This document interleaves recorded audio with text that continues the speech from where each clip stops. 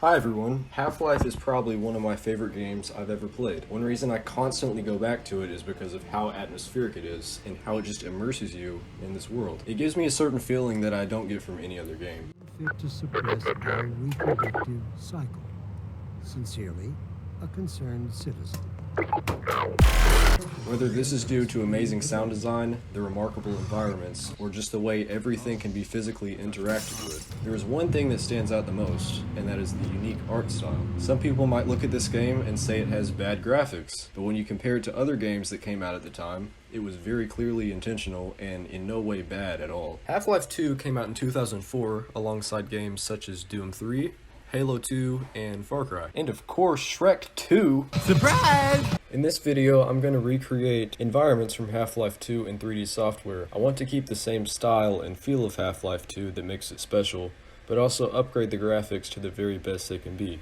One of the biggest things that makes Half-Life look the way it does is the textures, and also how the textures are used. They are always just flat surfaces with an image, and I want to keep that look. There's a game called Garry's Mod, which is basically a mod for Half-Life where you can just play around with the physics and mess with the game. Using the camera mode in Garry's Mod, I'm going to find scenes that I like and take pictures of them to base my recreation off of. And because somehow I could not find a single website on the entire internet that has the textures for Half-Life, I'm going to have to take pictures of every face of everything in my scene and use those pictures as the textures in my recreation. In the end result, I want my recreation to line up perfectly with the original from the game, but have upgraded graphics without losing the Half-Life 2 look. So for the first scene, I want to do this area in the train station at the beginning of the game. Okay, I think I'll go with this angle, so we just need to take a picture. I know nobody wants to see me take all those pictures, so here all four of them are.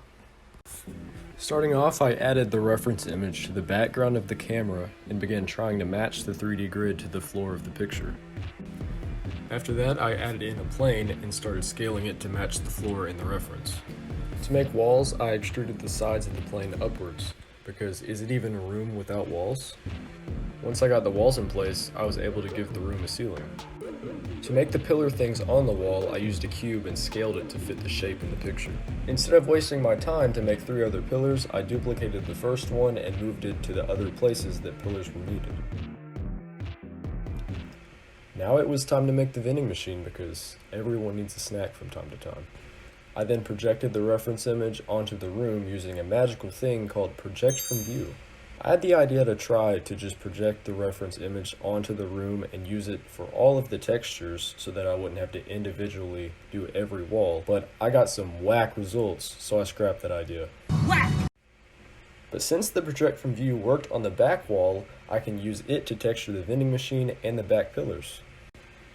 Now I got the floor texture and applied it to the floor, of course, and did the same for the other walls. You might say, well, it still looks whack, and I would reply with, yes it does. So to fix that problem, I scaled the texture to fit the floor. See, now that's a functioning floor. And of course, I did the same to all the other walls because I can't be unfair.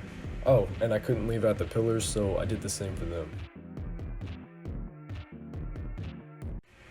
Now the whole room looks like you could step into it without absolutely being confused out of your mind. To add a little bit more detail, I extruded out the windows a little bit, and then using big brain power, I made the windows transparent, but the frame still visible. Now that the light could come through the window, I added a sun and matched it to where the sun was in the reference. Because of the texturing, the frame of the window casts a shadow now. I felt that something was missing, and it was a little too dark in the room, so I added an emission and put the image into it so that the window would emit light, but still let the sun come through. Now it is much more bright in there.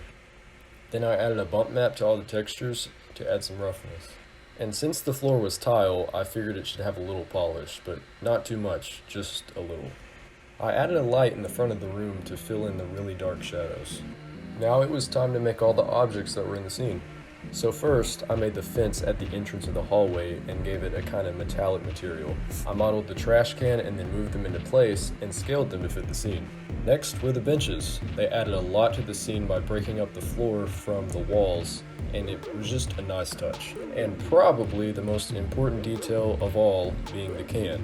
Although small, it makes a big difference. Okay, here's the original picture that I took in Half-Life. And after hours of putting everything together and making it look nice, here is the final result. It has far more detailed lighting and the light interacts with the textures, but I think it still feels like Half-Life. Okay, let me end by saying that Half-Life by no means needed an upgrade. It looks amazing on its own. I just thought it would be cool to see it with upgraded graphics. I enjoyed making this, so like the video or let me know in the comments if you want to see a part 2.